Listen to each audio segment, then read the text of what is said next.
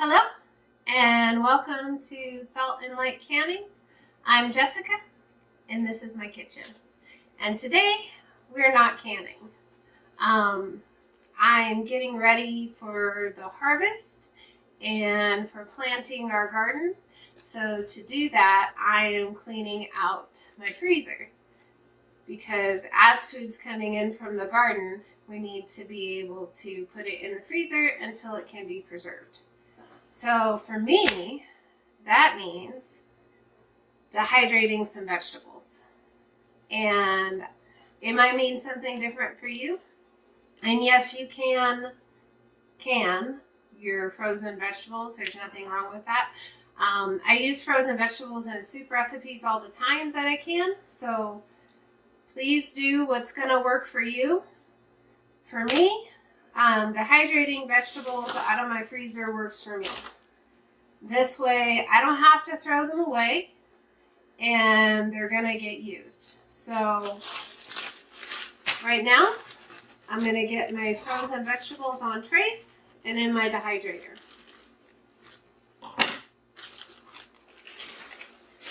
Dehydrating vegetables is so very easy.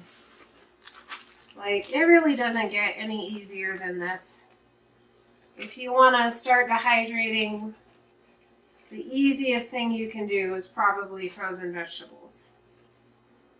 It's quick. They're already blanched before they were frozen. Ready to go. Easy, easy, easy.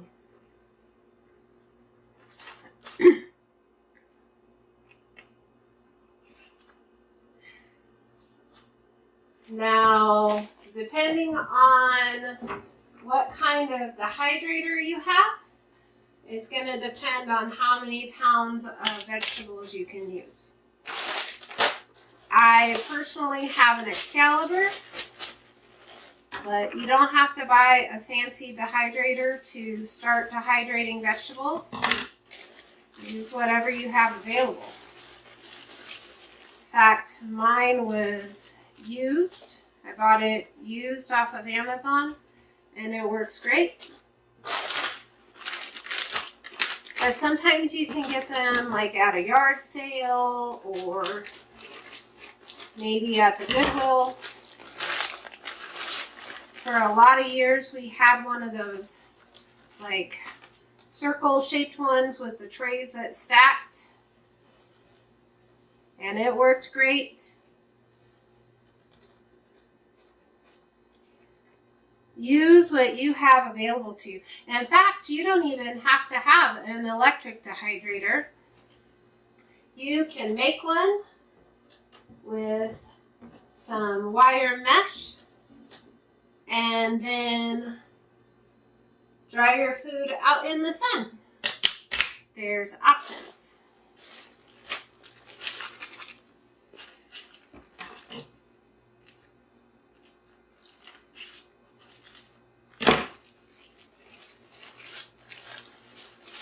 I'm just going to get my trays full and then we'll turn on the dehydrator.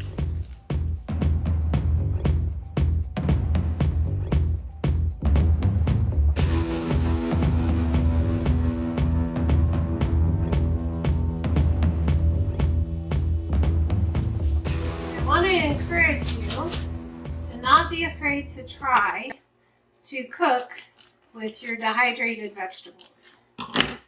I mean, quite frankly, what is the point of food preservation if you're not going to learn to cook with what you've preserved? So, I mean, lots of people I know store, for instance, rice and beans in their long-term food storage, or they might store wheat berries or something like that. But if you don't know how to cook it, then what's the point, right? When there comes time that you need to be able to use it, you're not going to know what to do. So for our family, we rotate through the food that we store. So I know how to cook dry beans. I store dry beans because I know how to cook them, right? Typically I can them just because it's easier for me to do it that way. Or like I said before I started canning, I dehydrated food for food preservation. So I know how to cook with it. So I can take, a handful of my frozen vegetables and put it in the pot with my rice while I'm cooking it, or throw it in a soup, and it rehydrates just fine. And then it's just like before you dehydrated it. And it increases the nutritional value of the food that I'm making. And we get more vegetables. It bulks up our meal. But also, I practice cooking with what I store. So I want to encourage you, if you are storing food or you have a long-term pantry, to use what you store. Teach yourself to cook with what you've stored, and also teach your family to be accustomed to eating out of your pantry. Otherwise, if you're in a situation where you need to eat out of your pantry, and they're not used to it, you might be in for a rude awakening, okay? Or let's say you've stored rice and beans. If your family's not accustomed to eating beans, you might have a shock to your system if you're not used to eating beans like regularly in your diet. So think about the things that you've stored in your long-term storage. Now, when I say long-term storage, I don't mean that I'm storing food for 25 years, because I'm not. But I do store dry storage for, 4 or 5 years. And that's okay. We rotate through it. But anyways, I'm going to get this started. Put the lid on. There's a setting back here for vegetables. I'm going to get it going. And these will dehydrate.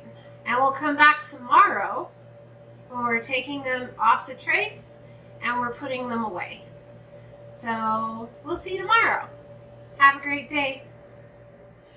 So we're back and our food is done in the dehydrator, and I'm going to take it out. So when you're dehydrating vegetables, you want to make sure that they get completely dry. Because if they don't, then they're going to spoil and mold in your food storage. So you have to make sure all the water is out.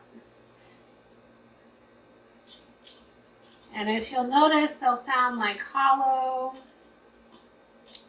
and they'll feel like paper thin. After you've been dehydrating vegetables for a little while, you'll start to realize, what they look like and what they feel like when they're completely dry. Also, when you're cooking with dehydrated vegetables, it does not take nearly as much as what you would think for your recipe. So I always recommend start with less because you can add more.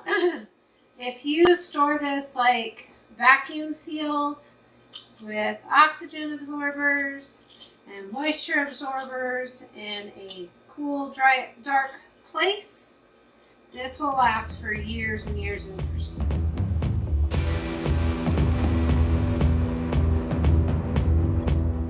Now what I do is when I'm taking them out of the dehydrator, I fill some Ziploc bags, and then when I have a day that I'm doing vacuum sealing or I'm doing dry storage, then I'll put these into the long-term storage in my totes.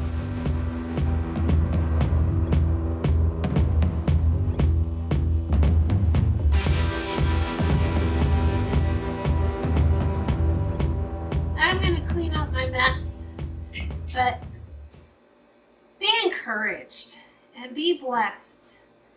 And find ways to not throw away what you've worked hard to earn money to buy, okay? And learn ways to not throw away your harvest. Find a way to use it.